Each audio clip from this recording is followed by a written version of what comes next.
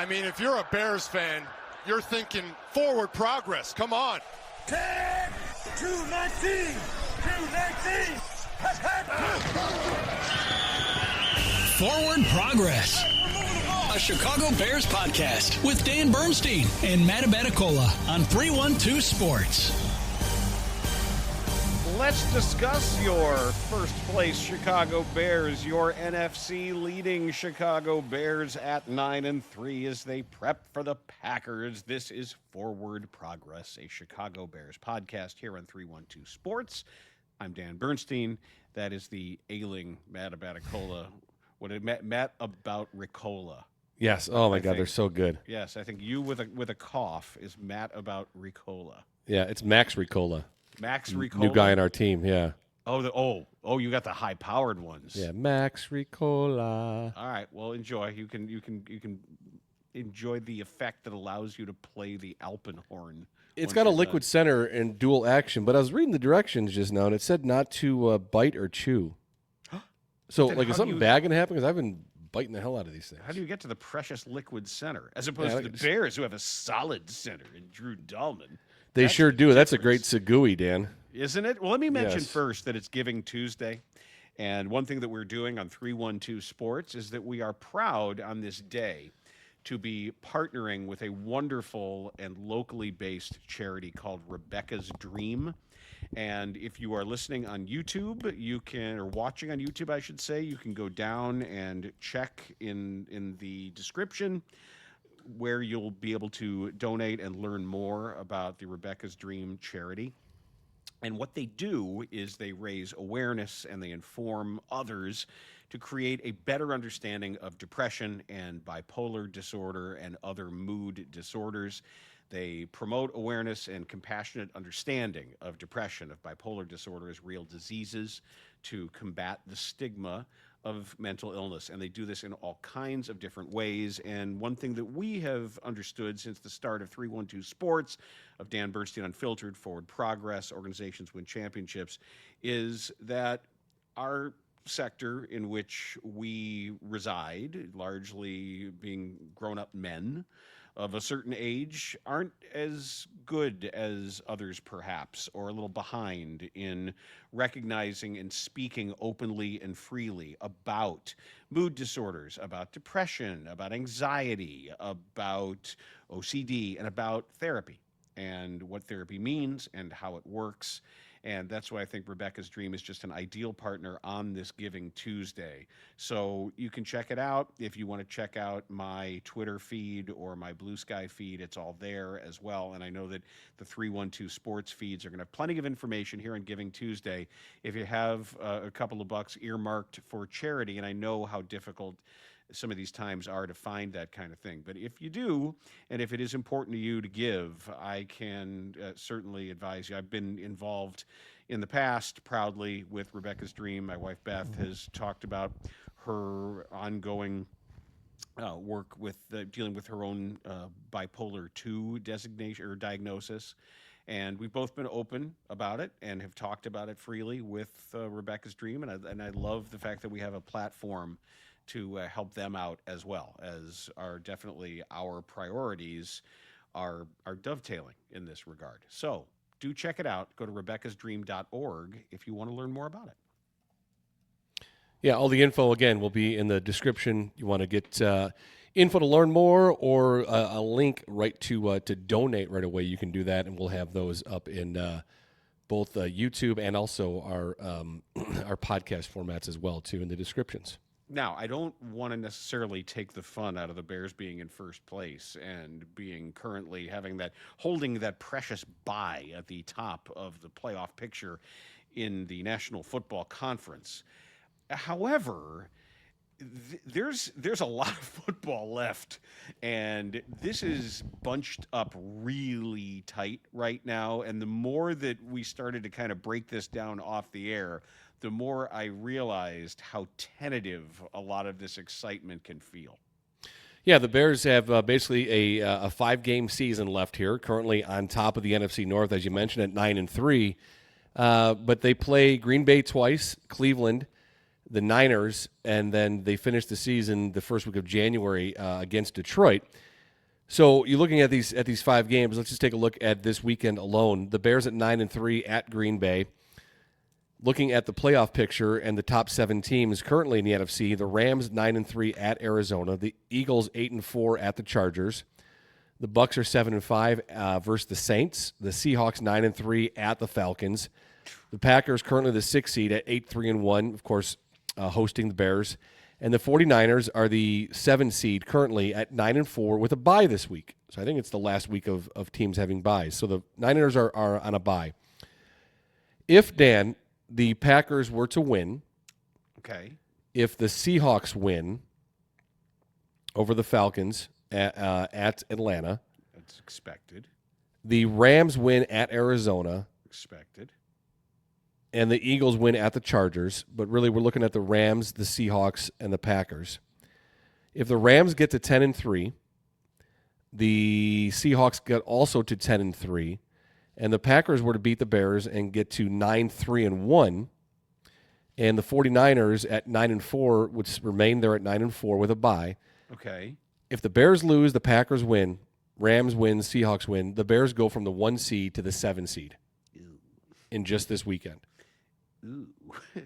Well then, I like the number 1 seed a whole lot better. I like it a lot Number better 7 too, obviously. seed. Now the And 49ers. that's just 1 week. You're just That's talking just about one the week. outcomes of a single week. That's how one quickly game. This could flip. Yeah, the Niners at 9-4 have a better conference record than the Bears, which is why they would jump up to the 6th seed. The Bears would drop to the 7th seed. The Okay. Rams would then be the number 1 seed. The Eagles would remain the 3 seed. The Bucs would remain the 4 seed. The Seahawks would jump to they would stay at the 5 seed. The Packers would make the big jump from 6 to 2.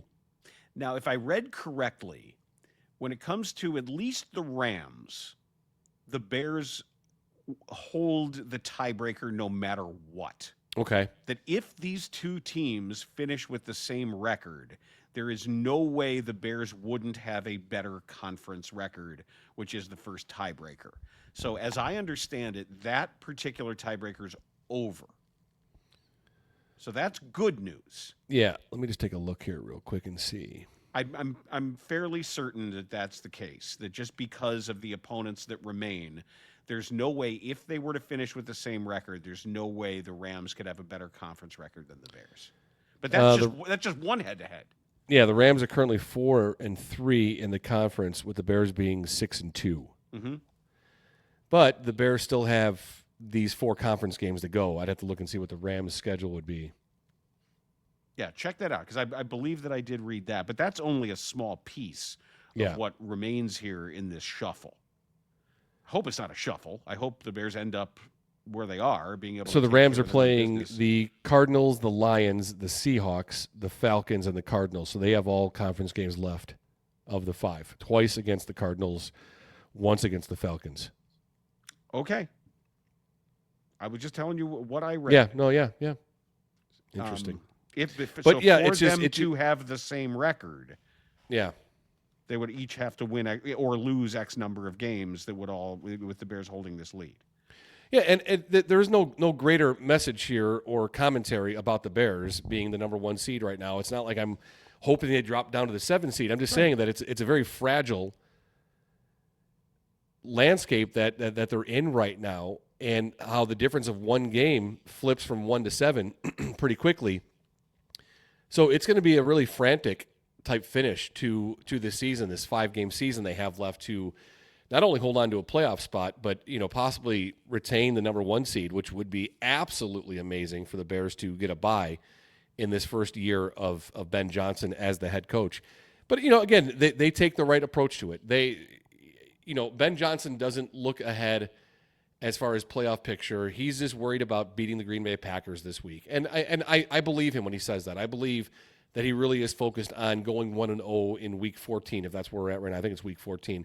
That he's not concerned with, all right, if we lose this, then we drop here and we do, he's not doing that stuff. He's just saying, what do we need to do to beat the Green Bay Packers this week at Lambeau Field? And I know Caleb Williams talks about that, going 1-0 each week and preparing to put his guys in the best possible position to be successful and win the week alone, and that's all their focus is.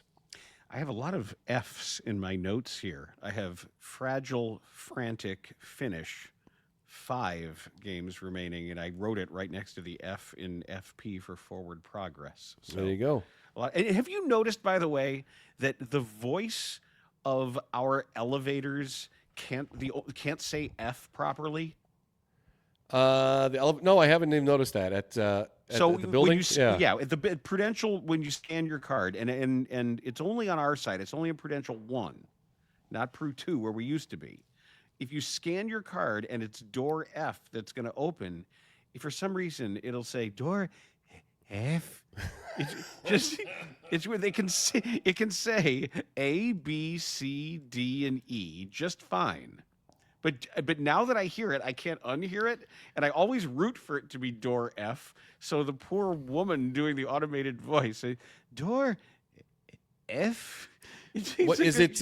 What is it? Who's the character in the horror movies, the monster movies? Which one? Like the lab assistant.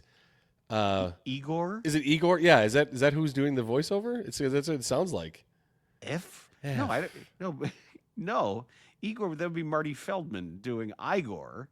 But no, it's not. It's not that sort of obscene. Wait, what's Igor? Like from Young Frankenstein. He's Igor because Marty Feldman had the condition, goiter or whatever he had, the iodine condition that made his eyes bug out of his head. Yeah, so but the Igor, walk this way. Yeah, but the original guy is Igor. Correct. That's Dr. Frankenstein's assistant is Igor, right? Igor, yes. Who creates Joe Flacco.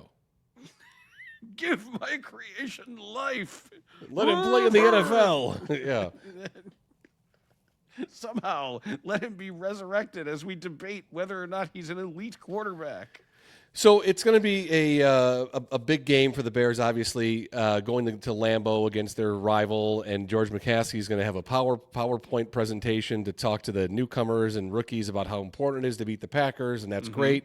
And they're going to prepare and be ready, and Dennis Allen is going to get more of his guys back and have more strength in their legs, the guys that did come back last week, to be able to put whatever combination of players he wants. But this is the week. They aced the Philadelphia Eagles test, as you said. Now this is their next big exam, going on the road and playing in Lambeau. And it's really easy to determine what they have to do. And we know that if they load the box to take care of the run game, and I think not the burgundy box. No. Do they still use that slogan? I don't know. Give your wife a burgundy box. Well, if she wants one. That was the local... we can get it done. Right? Yep. I don't know. Maybe I was the only one who found that funny, but I did. Oh, no, I did too. Okay.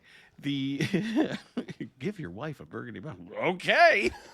she says okay. All right. I'm sure. down. Yep. Sure thing. Gotcha. If they load the box and say, all right, what you did to the Eagles, you're simply not doing to us. And Caleb, here you go. Find the open guys, make the proper reads. We're going to mix everything up. We're going to make you see stuff that isn't there. The stuff that I actually thought that Vic Fangio was going to do, and they didn't do it. So now is the time to get those chunk plays to not miss on them. Yeah. But then again, I don't think even if you see everybody up close, if you see these fronts and you see the box loaded up, run anyway. Run anyway with these guys. And run at Micah Parsons. That's how you neutralize him. Or I wouldn't say neutralize him, but that is how you can minimize his effect. You slow him down. You minimize his effect on the game by running at him. Yeah, no, I agree. Over and over again. And, you have an elite offensive line right now with an elite run game in the NFL in the 2025 season. So use it. Don't shy away from it just because they challenge you. But it is going to be imperative that Caleb Williams hits some of those plays downfield. And the earlier the better. The earlier the better that he hits those, it'll loosen up the defense a little bit and be able to allow Ben Johnson to use the run game to the effectiveness that he wants by loosening up the defense with hitting some of those deep passes earlier in the game. And we saw 2 weeks ago when there was 2 attempts in the first 2 drives downfield. You hit something like that once or twice, both times, that will have an impact on how the Packers have to play. So, again, it's going to be a great matchup and a great opportunity for the Bears to prove that this 9-3 record isn't the byproduct of playing bad quarterbacks against bad defenses, that this is a legitimate contending NFL team in this particular season. Yeah, I'm kind of there as far as legitimate contending team. For me, the Eagles win. How they did it, when they did it, as they did it cemented them as real. But it doesn't mean that I believe that they're the favorite to win a Super Bowl right now. You have to see them succeed in the passing game. They have to. Especially watching Drake May last night. Maybe it just feels I've got the recency effect of watching a guy who feels like he's in full control of everything that's going on. It's that sense of this guy is. He gets it. He's on it. He's winning before the snap. He knows exactly for what he's waiting. He isn't buying time to buy time and think. When he is, it's that aspect. I'm keeping the play alive, knowing why I'm keeping it alive. It's not just like, well, I'm not down yet. I'm not down yet. Now let's see. Well, let's find something. Yeah. Let's find something. Well, it is, give me another second. Give me another second. I'm waiting for this guy to come open, or I'm waiting for this spot, this throwing lane to open, because I can get the ball there. Otherwise, I'm gonna dirt it, or I'm gonna throw it out of bounds. But it isn't just stay alive to stay alive and run around. Because there has to be that next step, that next bit of feel. And which is why I was intrigued by an article in The Athletic by one of their national guys. I want to say Ted Wynn, who does film breakdowns. And while there is stuff, there's embedded film included. And a lot of times I look at these and I wonder, can this translate to a pod? Or can it translate to, because this is the way he writes, I think that it can. So he writes, Chicago just stunned the Eagles' mighty defense by running for 281 yards against them. It's the second most yards ever given up by a Vic Fangio-led unit. The Lions, who played the Eagles in Week 11, only ran for 74 yards and scored 9 points. Even with the jump in production, the Bears are still just scratching the surface of their potential. Johnson vowed during their bye week to get the running game going, and since then they've been the most explosive running team in the league. Now he has to fix their passing game. The Bears are 8th in explosive pass rate, but they haven't been efficient. Caleb Williams leads the NFL in off-target passes. I'm going to say that again because that was striking to me. Caleb Williams leads the NFL in off-target passes. Now, this is Ted Wynn again. Despite the alarming off-target rate, Williams is not a naturally inaccurate passer. I bet that when the Bears are doing drills in which the quarterback has to hit a small net, Williams can get the ball in the net at a high rate from any distance. He has strong mechanics. He's a natural thrower of the ball. I believe what's happening is his head is swimming a bit while trying to become an anticipatory passer. And his footwork isn't as clean as it needs to be. And the video he shows is with 13 remaining in the third quarter. It's a 3rd and 5. And they have 2 receivers right, 2 receivers left, and a single back. And he says, on this play, the Bears had Colston Loveland run a choice route to Williams' right, and Luther Burden run a dig on the opposite side. Loveland was Williams' first read. Burden was his next. The play was designed to stress the inside of the Eagles' secondary. If they drop to Loveland, Burden should have an inside window to run to. Williams looked to Loveland. The Eagles were in match coverage. They tightly covered that route. As Williams looked to Burden, and they've got pictures here showing this. As Williams looked to Burden, he was already in position to throw, but Burden didn't quite get out of his break as Williams expected. Perhaps he was trying to throttle down his route a little too early before he cleared the underneath defender, so Williams ended up throwing the ball too high because he was trying to get it over the Eagles' under defender, and Burden couldn't hold on. So when throwing with anticipation, Williams isn't throwing to a stationary target. He has to essentially imagine where his receiver will end up and throw the ball there, and that's a skill he's developing. There's going to be less guesswork, add him to the team, with more reps in the offense and time with his receivers. Right now, the Bears' passing game's out of sync. When Williams does throw a well-placed timing pass, his receivers slip or they drop the ball. And when they get open, he'll miss them. Yep. And this is what Ted Wynn says is an encouraging sign, is that Williams is finding the open receiver. He's throwing the ball on time. He's leading the league in time to throw. That's the result of long developing play action concepts and him trying to create on third down. But there are plenty of reps on tape of Williams playing on time. And that's why when Ben Johnson Monday said, the primary receiver when he's open, we got to make sure we hit him. Mm-hmm. And then, quote, and all our pass catchers, we just harped on it today, we need to be more disciplined in our route detail. It's not where it needs to be. Our depth is not proper all the time. And what's added here is in a timing offense like Johnson's, everyone has to be on the same page, and right now they just aren't. The Bears have a young group of skill players who will grow together, and they are close to a breakthrough. That's great. That's good stuff. Yep, close to a breakthrough. Really, really good. Yeah, I love hearing that. That's a really good breakdown of the Bears passing offense right now. And yeah, he is right there, and we see the flashes. And again, not asking about perfection, not asking for Caleb Williams to go 35 of 35. That's not realistic. It's not possible. But it really is just a matter of a few throws. You know, they talk about he's going to want that one back. He's going to want that one back. You know, you can't keep living on the fact of having 4 or 5 or 6 of those I want those back type passes. You got to start hitting those. And even hitting a few, Dan, just jumps up that completion percentage. It takes it from 59 to 67 or 52 to 62 up to 69 or 70, right at that area that he wants. Yeah, but more than looking at just the numbers, because of the passes we're talking about, I don't care about the numbers as much as I care about the effect on the game. Yeah, no, and you're right. These aren't dink and dunk passes.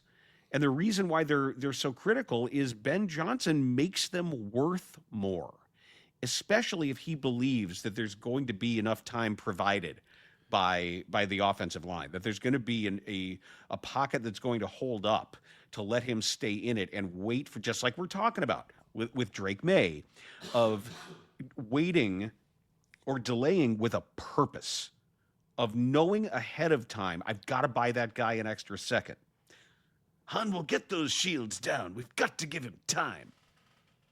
On the forest moon of Endor, when they were waiting, because I was a trap. That's when they ran into the trap. They're trying to hold him off, but no one listened to the squid. They've had right. No, he warned him, but he could have warned him ahead of time. Well, see, we talked about this when we discussed it on the show. I said that maybe he did, and that was just cut from the film, and we just don't know. We don't know that. I mean, it could have been hours or days or weeks leading up to that. He's saying it's a trap. It's a trap. Because all we see in the film is they get into the trap, and he says it's a trap. Well, yeah, no shit. Right. We didn't see the part where he's like, God damn it. Right. He's throwing coffee mugs and I spent all week telling you it was a trap. Right. He could have been saying it for weeks. We don't know. He just gets up and walks out. Yeah. He's like, well, that's it. Finds out that was edited from the film, and yeah. I told him. I told. Well, did I not tell him? Did I not tell him it was a trap? That very well could have been the case. They don't listen to the pride of Mon Calamari. I tell them all week, it's a trap, it's a trap, it's a trap, it's a trap, and here we are in the trap. Yeah, no one listens to him. Unbelievable. And then right when they finally blow up the big Corellian Star Destroyer, he just slumps in his chair. Remember? They show him, like, oh, all right, well, great. We lost plenty of good men. We didn't need to lose because I didn't listen. I told you it was a trap. Yeah, the whole time. I told you it was a trap. Where were we? What was I talking about? You know what I would love to see, and I'm looking forward to seeing with Luther Burden on the field, is the opportunity for Caleb Williams to connect with Luther Burden downfield, these explosive plays where he's in stride catching the ball. Mm-hmm. That's when I know that this defense is clicking. That they're firing on all cylinders. I want to see a Bears receiver catch the ball in stride and run through green grass. That's all I want to see. I don't want to see possession catches anymore. I don't want to see Colson Loveland have to have guys bounce off his bumpers as he runs through. I want to see Luther Burden Roma Dunze, but more Luther, catch the ball in stride and just break downfield, having that opportunity that Caleb reads right. It's designed to read that way. He sees it, he hits him in time, and he just breaks downfield. That's what I'm looking forward to seeing from this offense. And you know who you can see doing that a lot, the way it's designed? Jamison Williams. Oh, yeah. Amon-Ra St. Brown. Yeah, Brown for sure. Yeah, 100%. Who's still a little hurt. That's something to keep an eye on. I don't know if he's practicing today, but that's how it's supposed to look. But These, I mean, how many years? Deep in breakers in between the layers with room to run. Well, not only that, how many years did we see, whether it was Favre or it was Rodgers, with the quick slants and the middle of the field is being exposed and guys running downfield? It was more Rodgers than Favre, and the goddamn slants, man, I would lose my mind watching Packers games. It was a specific play too. It's X glance, and it usually is going to be the receiver who's got the one-on-one on a wide split, and that might have been one of Aaron Rodgers' little secret hand signal handshake plays, or hand signal, but yeah. X glance, where there's a pause, there's a one-on-one, that because you got extra receivers over here, you're drawing safety and linebacker attention, and it would be 3rd and 4, and the slant would go for 16. Yeah, just drive me nuts. Yar. Yeah. Every time. But one other thing to keep in mind too with this Packers game coming up this weekend, they lost one of their interior defensive linemen in Devonte Wyatt, who has been an absolute stud for them this year, and so we'll see how that impacts what the Bears continue to do with their run game, having the middle of the field now exposed, because they have two rookies that are going to back up Devonte Wyatt. It is Warren Brinson and Nazir Stackhouse, both rookies this year. They've had some playing time here. I want to take a look at where they're at. So Stackhouse? Nazir, Nazir, Nazir. Got it. So Brinson, a 6th-round pick, has been a healthy scratch in 6 of 12 games. He's played 122 snaps, including 53 of the last 2 games. Stackhouse is an undrafted free agent. He's played 114 snaps in 12 games, but logged more than 5 snaps just once in the last 4 games. Okay. So that's who they're counting on to take the spot for Devonte Wyatt, who's been a beast for the Packers and their top 10 defense this whole year. Against the run, they give up 3.9 yards per carry. So we'll see if the Bears can expose them and use this as a weakness on their interior defensive line right now, with Wyatt being out for the season with an ankle injury on Thursday's game against the Lions. Looking offensively at the two teams, passing-wise, they're both passing around the same amount of yards in Jordan Love and Caleb Williams. The run game, the Bears obviously the second best run average in the league at 4.9 yards per carry. The Packers right in the middle of the field at 4 yards per carry. So again, looking forward to seeing what the offensive line coach, what Ben Johnson, what they do to expose these injuries on the Green Bay Packers defensive line. We'll see if they can use the Department of Interior to get some more yards. Don't start. See, once you sign off on one of the nicknames, it's going to be used. I like it though. I like the Department of the Interior. It's too cumbersome. I like the interior designers because I know you do just because it's a bit.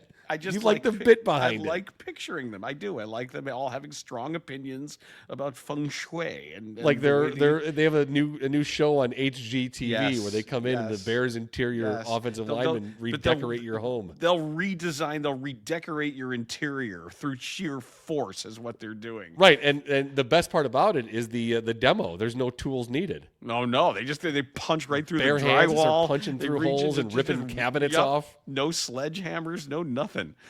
Can I give a shout out to Younghoe Koo for getting me in trouble?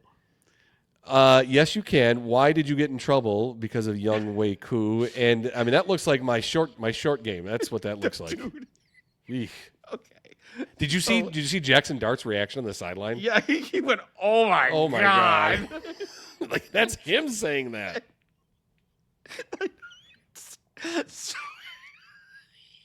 So I'm in bed. We're we're winding down. Yeah. And generally, I'll come up around 10:30 whenever, and I'll do a couple of crossword puzzles, and I take a melatonin and I put a video on or whatever. So I had left the game when I saw the score was getting out of hand, and I was enjoying watching the Bulls game, as we mentioned on DBU. We're going to talk about later on Organizations Win Championships. That Peacock broadcast is fun. So, and I was following the score. I wanted to see if Drake may get his 2 passing touchdowns in my DBU picks, my bookie stuff, and then so I'm lying there. All I see is somebody had clipped the ESPN reaction of Joe Buck's call of what happened, and then the replay, and Aikman, and they're explaining what happened in the replay. So Younghoe Koo is attempting a 47-yard kick, and he missed the ball. He lunged, he planted with his left foot. And his right foot, he swings the leg through, but his backside kind of collapses, and his right foot hits a good 1.5 feet behind the football. Oh, yeah, at least. And drags and never makes contact with the football. Doesn't even touch it. Never touch it. Never comes close to touching it. Good snap, good hold, good angle on the ball. Everything was there. Everything was fine, except the holder, Jamie Gillen, realizes I still have the ball. Wait, the kicker's over here. He was supposed to kick it. He didn't kick it. Half his foot is buried like 3 inches in the ground. So the poor holder's like, oh, what do I do? And he takes off, and he ends up being what's recorded as a 13-yard sack. Ugh. So I'm trying not to laugh, because Beth is getting ready for bed. She's trying to sleep. She was finishing up watching a show, and I'm laughing and being loud and annoying. And she's yelling, what's so funny? I said, forget it. I'm not going to try to explain right now. Right, you wouldn't laugh anyway. And then I kept watching it. I kept laughing harder, because then I realized that Aikman couldn't control. He knows he's really not supposed to laugh out loud if something had happened. He's giggling the entire time. Oh, my God. He's dying. So funny in slow motion. And then I'm thinking of being on the golf course, and if you ever, and I do this because sometimes my backside will collapse like a baseball swing, and I don't keep a strong right side, and my hands drop, and I'll just shove a wedge right in the mud. Mm-hmm. It'll just stick, or it'll just come up. The ball will sit there, and I'll just come up with a giant clump of mud that sometimes finds its way to being 7 yards from the hole. So I'm like, well, can I play that? Can I putt the giant clump of mud instead of the ball? Put your ball there. Or just put that was a proxy, a little placeholder, because that's where it was supposed to go had I actually hit the ball. Best ball, best mud blob. Oh my God. And so then I'm watching it again, and then of course I get on Blue Sky just to see what the reaction was to it, and someone had put a picture of a guy with an iron and this enormous divot behind it, and then that got funnier, and I start laughing at that, and I was texting it to people, and I was laughing at this, so it took me a while to get over it. But so then I wake up this morning, I'm like, all right, so Younghoe Koo, much traveled kicker caravan guy, you got to own it, right? Of course. It happens. It happens. Well, hey, man, I mean, not that I can ever remember, but no, it happens. I don't. Not like that. Bad kicks happen. Yes. Or like the but guy. But seeing a guy swing and not hit the ball, I've never seen that. At least I don't remember ever seeing that. This is a new one. So Younghoe Koo blames the weather. I was approaching the ball, and cold weather, the ball kind of slipped out at the bottom, so it was moving. I wasn't able to kick through the ball. The ball was moving when I was driving to it, so I pulled up on it. Does he know that these are recorded, these games? Jamie did a good job of catching it and putting it back, but at that point, it was too late. Dude, no. Not even close. That's not what happened. It had nothing to do with cold weather. Yeah. You kicked the ground behind the ball. Honestly, he's lucky he didn't hurt his foot somehow. It looked painful. Yeah, you can't just, if you stood there all day just kicking your foot in the ground like that, it wouldn't be good for you. Yeah. But come on, man. I'll go back and watch it again, but from what I remember seeing the first time through, it was a good snap, a good hold. Yes. a good turn. The ball's there on a proper angle, and the ball did not move. Even when he kicked a foot and a half behind it, like it didn't even move. They didn't know what happened until afterward, and then they're trying to hold it together. Oh my God, that's great. And look, we saw what's his name on the Broncos, Crawshaw, is that his name? The Aussie, a couple times nearly miss his foot completely on punts this year. Yeah. So hey. All right, well, just add that to the list. We always say it about baseball. You turn it on, and you never know you're going to see something you've never seen before. And usually with football, it's a rules interpretation because they're always changing the rules. But I'd never seen that. Way to go, Young Wei Koo. You know, several weeks ago, we introduced you to a new friend here on Forward Progress. It's called Lucy. You can check them out online at lucy.co. That's lucy.co. Lucy products, you're asking, Matt, what are they? Well, they're 100% pure nicotine, always tobacco-free. Lucy products come in pouches, gum, and breakers. Now, the breakers are their pouches that have a burstable flavor capsule inside you can crush anytime for an instant burst of hydration and flavor. Their products are available in a variety of great flavors like mint, wintergreen, apple ice, mango, berry citrus, espresso, apple cider, cinnamon, and pomegranate. There's definitely a flavor there for you. Now, if you're looking for a tobacco-free product that delivers that kick of nicotine you need for an extra boost in your day or something to help take the edge off, Lucy Products has what you need. So let's level up your nicotine routine with Lucy. Go to lucy.co/FP20 and use promo code FP20. That's FP20 to receive 20% off your first order. You can even set yourself up with a subscription and have Lucy delivered straight to your door. And they do offer a 30-day refund policy if you change your mind. So don't wait. Order Lucy today, whether it's gum, pouches, or breakers. Use promo code FP20 for 20% off your first order. Go to lucy.co/FP20 right now. And here comes the fine print. Lucy products are only for adults of legal age, and every order is age verified. Warning, this product contains nicotine, and nicotine is an addictive chemical. But go to lucy.co/FP20 right now and check them out. It is this time of year when we have family traditions that are built often around the holidays. And I know you have one that you brought up recently, and I didn't think that this was going to provide a follow-up worthy of Chicago Bears discussion, but indeed it has. It certainly has. So every Thanksgiving we watch, and I've watched, for decades now, I've watched planes, trains, and automobiles. Mm-hmm. And so we were watching it the other day and had it on in the morning. And it's the movie that created the title of the John Candy documentary of I Like Me. I Like Me. That was his character, and that film and that portrayal is central to the documentary. Yep, they're in the hotel room, and it's when Neil Page goes off on Del Griffin, and Del says, you know what, I like me. My wife likes me. My clients like me. So that's where that comes from. But you go to that scene in the hotel room. They check in. There's one bed. And if you remember the movie well enough, you remember this scene where they're sleeping. They wake up. There's a beautiful song playing in the background.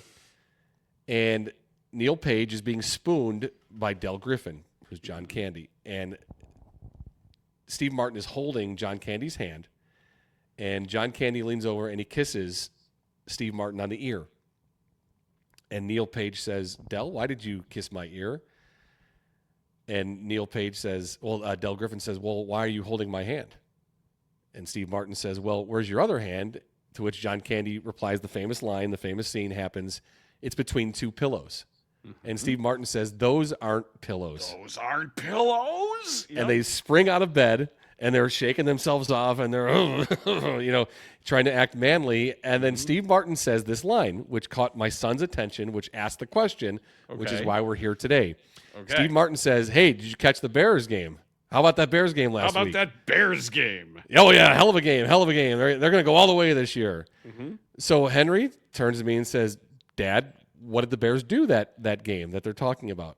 And I said, well, it's interesting, son. Let's take a peek and see if John Hughes really was in line with what was taking place. So this movie was released November 25th of 1987.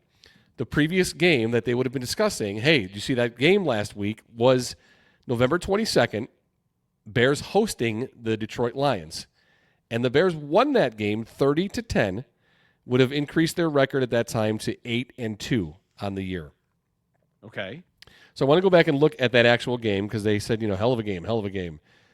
You have I forgot this name, dude, from the Detroit Lions. Do you know who the quarterback was in that game? The quarterback of the Lions in November of '87. Was it Eric Hipple? It was Chuck Long, at least for that game. Chuck Long. If you're going to chuck it, you might as well Chuck Long. He finished that game with a rating of 46.4. He was 14 of 31 for 170 yards, 1 touchdown, 2 interceptions. He was sacked 3 times. Jim McMahon in that game was 16 of 27 for 206, had 1 touchdown, 1 interception. He was sacked 7 times in the game, Dan. And they still won 30-10. Who were the stars of that? Mike Tomczak actually had 4 attempts too, or 5 attempts, completed 4. Walter Payton had 13 rushes for 60 yards. Neil Anderson had 13 rushes for 67 yards. Thomas Sanders had 6 carries. Dennis Gentry got 2 carries. Calvin Thomas got 3 carries. Wow, run the ball, why don't you? Yeah, ran the ball a lot there in that game, and they ended up winning 30-10. And then, you remember John Candy says, they're going to go all the way this year. They go all the way. Yeah. So Henry says, what did they do that year? He goes, did they make he asked me if they made the playoffs, and I said they did make the playoffs. So this would have been November of '87. January of '86. Yep. So it would have been 1 season removed from winning the championship. So they win in January of '86. You have the '86-'87 season. This is the '87-'88 season. So we go and we take a look at what the Bears did in the playoffs. So this would be January of '88. It's my freshman year of college. And the Bears, so 2 seasons removed from the Super Bowl. I remember. This is what the NFC looked like. You had 5 teams make the playoffs. Your wild card teams were Minnesota and New Orleans. Minnesota won the first game 44-10 on the road. Minnesota then goes to Candlestick Park and beats the 49ers on the road 36-24. So 2 road wins. The Washington Redskins at the time go to Soldier Field January 10th and beat the Bears 21-17. The Bears were up 14-0. And that game went into halftime tied. They were up 14-0. Ugh, that game makes me crazy. So the Niners at the 1 seed lose at home to the Vikings. The Bears as the 2 seed lose at home to Washington. Washington then gets the host as the 3 seed, the Minnesota Vikings, and they win that game 17-10.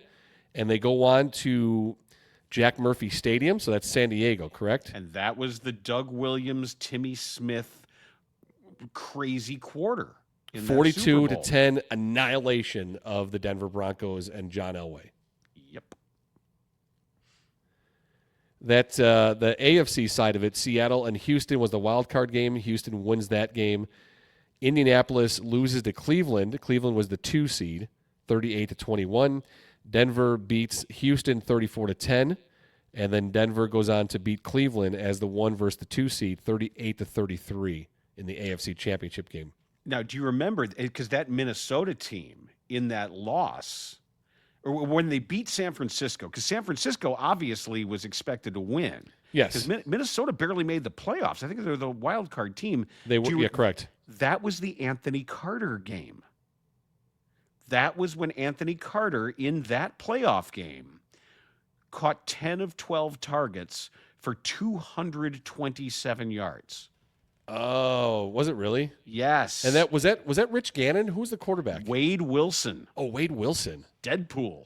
Yep. Wade Wilson. Yeah. 20 of 34 for 298 yards, 2 touchdowns, and an interception, a rating of 95, which back then was fantastic, and outdueled the combo of Joe Montana and Steve Young. Young was way better than Montana. Montana was bad. They had the Vikings had a 20-3 lead at halftime. Yes, because Anthony Carter went crazy. I remember that because my room in college, freshman year, my room on the first floor of Haynes House, we happened to have cable TV because it was an old hospital office hallway that they converted into dorms. Okay. And we had cable, so everybody packed into my room to watch on this tiny screen.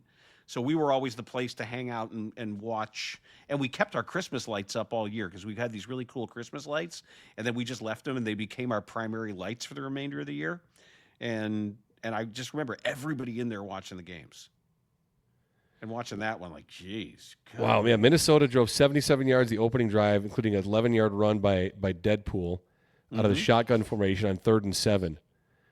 Yeah, so was that still an NFL? That record had to be broken for receiving yards by now, right? In a playoff game? Yeah, 227 was it was a playoff record at that time. Did Flipper Anderson break it? When was the crazy Flipper Anderson game? Flipper Anderson. Look that up while we're doing this, because that was insane. That was the one where he made the last catch and he scored a touchdown and he like ran up into the stands. Check it, research department. Yep, let's see. He had a crazy, crazy game. I think it was 89. NFL playoff record for receiving yards in a single game is 240 yards, set by Eric Moulds of the Buffalo Bills against the Miami Dolphins in 1999. Okay, but I want to remember the big game. Hang on, game. I'm going to pull it up here. Let's see. Eric here Moulds Here it is. 1-2. I got it. Yeah, Anthony Carter is still number 2. Flipper Anderson set the NFL record for most receiving yards and yards from scrimmage in a game with 336 yards on 15 catches during the 12th week of the 89 season. Okay. He broke the previous mark of 309 set by Stephon Page of the Chiefs in 85. Oh, he was named NFC Offensive Player of the Week for his record-breaking game. I'd hope so. Yeah, I forgot about this. So the single game leaders for playoff games, receiving yards. Eric Moulds still has that record, 240. Anthony Carter's game is number 2. Okay. T.Y. Hilton is 3. Reggie Wayne of the Colts at 221 is 4. And you should remember what number 5 is. I should? Yes. We all should. In a playoff game? Yes. Was it against the Bears? It was against the Bears. Steve Smith? Went off. Yes. Steve Smith is number 5 Smith. all time. That was Ugly. 218. That was no good. 218. Yep. Steve Smith. That's Yuck. Oh my God. A lot of bad memories. So you know what? I think it comes down to this. Ben Johnson and the 2025 Chicago Bears can take all of those awful memories that we have and put them on a big pile and light them on fire.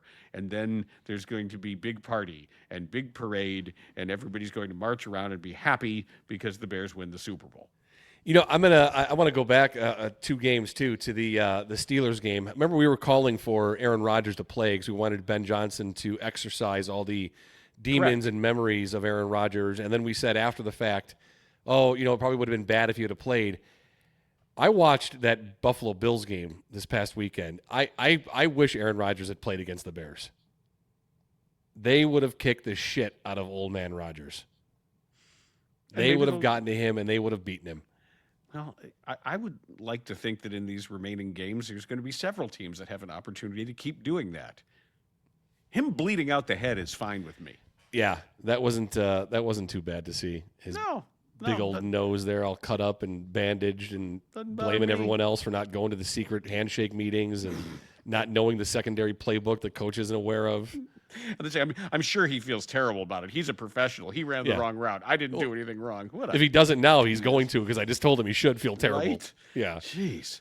Do you think Mike Tomlin should be fired? No, I don't. I'm not going to go there. I don't know why you're talking about that. I support them. I know what you're trying to do. I know what you're trying to make me say. I'm not going to say anything about any coaching. It's certainly not the coaching. I would never say anything about the coaching. Wait, what was your question again? That has been Forward Progress, a Chicago Bears podcast. And here on Giving Tuesday, this reminder that if you go into the YouTube description, you can find all the information for the wonderful charity that is the Rebecca's Dream Foundation. Go to rebeccasdream.org if you have a little bit of resources to spare this holiday season to help them with their mission of fostering a better understanding of depression and bipolar disorder and making sure there is a compassionate understanding of these diseases and mood disorders, and decreasing the stigma of mental illness. They do this with educational programs